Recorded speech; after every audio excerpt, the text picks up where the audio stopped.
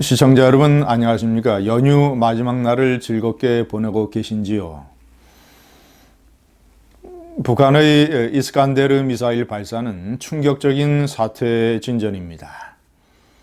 여러 가지 측면에서 그렇습니다. 우선 그 미사일이 사드나 이 패트리어트 방어 체제를 무력화시킬 수 있는 러시아의 최신형 탄도 단거리 미사일이라는 점, 그리고 핵탄두를 실을 수 있다라는 점, 그리고 무엇보다도 김정은이가 새로운 길이라고 표현한 노선 변화를 전 세계에 천명했다라는 점, 지난해 4.27 판문점 남북 정상회담으로 시작이 된 문재인 좌파 정권이 홍보하는 이른바 한반도 평화 프로세스라는 것이 일거에 부서져 버렸다라는 점, 문재인의 각종 여러 가지 환상이 허공으로 흩어지고 있고, 특히 신한반도 체제라고 하는 것은 확인 사살 당했다라는 점, 이런 여러 가지 측면에서 대단히 심각한 사태 진전이고, 대한민국의 안보에 구체적으로 위험이 된다라는 것, 더군다나 이 판문점 선언 이후에 최초로 미사일을 발사를 해서 완벽하게 김정은이가 노선을 바꿨다라는 점, 그럼에도 불구하고 문재인 대통령은 이 나라의 대통령이라는 사람이 국민에게 한마디 설명도 없습니다. 북한 김정은 정권에 대놓고 한마디 규탄이나 분노나 항의나 충고의 말이 없습니다.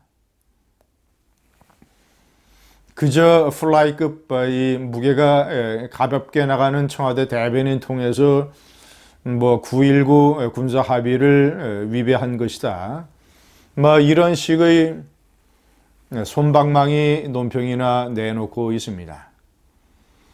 당연히 이 정도의 사태 진전이라면 대통령이 NSC 긴급 안보회의를 주재를 해야 됩니다. 대통령이. 그래서 저 신형 북한의 미사일 체계의 특징은 뭐고, 어떤 위협이 가해지고 있으며 그것을 막을 수 있는 한국의 킬체인이라고 하는 것은 과연 있느냐, 사드나 패트리어트 미사일로 막을 수 있느냐, 막을 수 없다면 우리는 앞으로 어떻게 해야 되느냐, 자, 이것을 앞으로 미국과 어떻게 논의를 해야 되느냐, 국민에게는 어떻게 설명하고 북한에게는 어떻게 경고할 것이냐, 이런 얘기를 대통령이 회의를 주재를 해서 해야 될 것 아니겠습니까? 그런 회의는 아랫사람들에게 맡겨버리고 본인은 그 다음날 어린이날 행사까지 청와대에서 뽀뽀뽀 놀이를 하는 걸로 시간을 보냈습니다. 아니, 만약에 북한의 미사일 발사가 없었더라면 대통령이 어린이날에 어린이들을 초청을 해서 청와대를 개방하고 청와대에서 즐거운 시간을 갖는 것을 누가 뭘 하겠습니까? 북한의 미사일이 발사됐다고 해도 그런 행사는 예정대로 치르고, 반면에 그것에 앞서서 우선적으로 국민에게 설명을 하고 북한에 대해 경고하고 미국과 협의를 해야 될 것 아니겠습니까? 덧붙여 얘기하자면 저 어린이날 행사도 그렇습니다. 초청된 250여 명의 어린 학생들 중에서 소방관 자녀들, 그러니까 강원도 산불에 동원됐던 소방관의 자녀들, 그리고 피해 이재민들의 자녀들이 포함이 되어 있다고 합니다. 저는 아주 속으로 치밀어 오르는 분노를 느낍니다. 저런 식의 아주 위선적이고 병주고 약구가 하는 저런 식의 행동이 어디에 있습니까?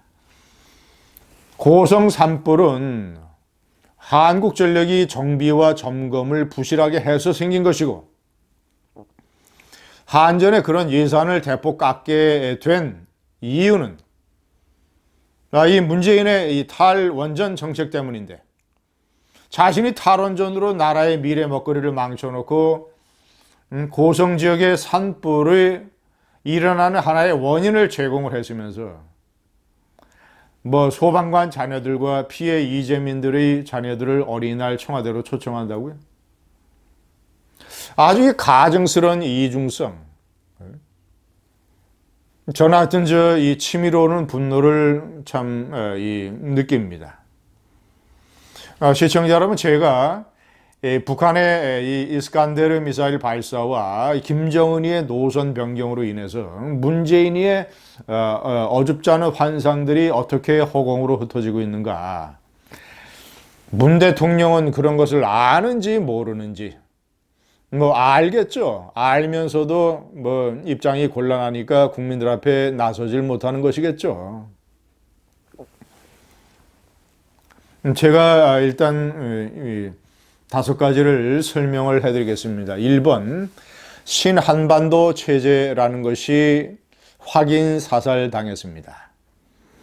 저희 신한반도 체제는 지난 2월 27일 하노이 미북 정상회담을 며칠 앞두고 3일 앞두고 문재인 대통령이 얘기를 해서 처음에 발표한 것입니다. 공식적으로는 그해 3월 1일, 지난 3월 1일 3.1절 기념사에서 언급을 한 것이고요. 신한반도 체제라고 하는 것은 무엇이냐? 과거 이 한반도의 100년이라고 하는 것이 강제국들의 침탈 또는 이 열강의 점령, 일제 치하, 뭐 전쟁과 분단과 전쟁, 뭐 대립, 갈등, 뭐 이런 걸로 점철된 100년이었다면 앞으로의 100년은 평화와 번영 그리고 남북한이 주도하는 한반도의 새로운 시대, 뭐 이런 이 동화 같은 얘기입니다. 그 개념 자체도 잘못됐습니다. 어떻게 6.25 한국 전쟁이 이 외국에게 휘둘린 한반도의 역사입니까? 북한 김일성 공산 집단이 러시아 스탈린, 소련의 스탈린의 지원을 받아서 남한을 적과 통일을 하고 공산주의를 세계화하려고 하는 이런 이 1차적으로 김일성의 저런 적화 야욕으로 인해서 생긴 비극 아니었겠습니까? 논리도 틀렸고 신한반도 체제의 평화와 번영이라는 것도 구름 잡는 얘기였습니다. 그래서 제가 신한반도 체제가 3일 만에 하노이에서 객사했다고 표현한 것 아닙니까? 그 객사당한 이 신한반도 체제가 북한의 미사일 발사로 확인 사살됐습니다. 2번 한반도 운전자론. 저것은 문재인 대통령이 취임 첫 해인 2017년 8.15 광복절 기념사에서 얘기한 것입니다. 자, 저것은 김정은이에게 한 방에 KO 됐습니다. 운전자, 뭐 중재자 좋아하네. 오지랖 넓은 중재자 집어치우고 당사자, 플레이어로 다시 나서라. 이것이 김정은이가 지난 최고인민회의 시정연설에서 한 얘기 아니겠습니까? 김정은이의 오른팔 훅에 한 방에 KO 돼버린 한반도 운전자론. 3번. 김정은이의 방한 또는 추가 남북정상회담 거의 다 물 건너갔습니다. 뭐 4차 판문점이든 어디든 이 남북정상회담을 통해서 어떻게 해서든지 다시 한번 운전대를 잡아보려고 했던 이 미숙한 운전 면허 없는 운전자 문재인의 꿈이 날아가 버렸습니다. 4번 상반기 중 트럼프 방한. 지난번 워싱턴에 가서 2분짜리 단독 한미 정상회담을 할 때 문재인 대통령은 이후 열린 이 회담에서 트럼프 대통령의 이 방한을 초청을 했습니다.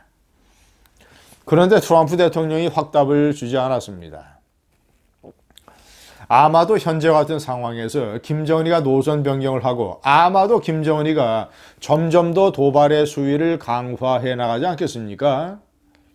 벼락끝 전술을 더욱더 밀어붙이지 않겠습니까? 자, 그렇다면 트럼프 대통령이 한국에 와서 문재인 대통령을 만나서 무슨 얘기를 할 수 있겠습니까?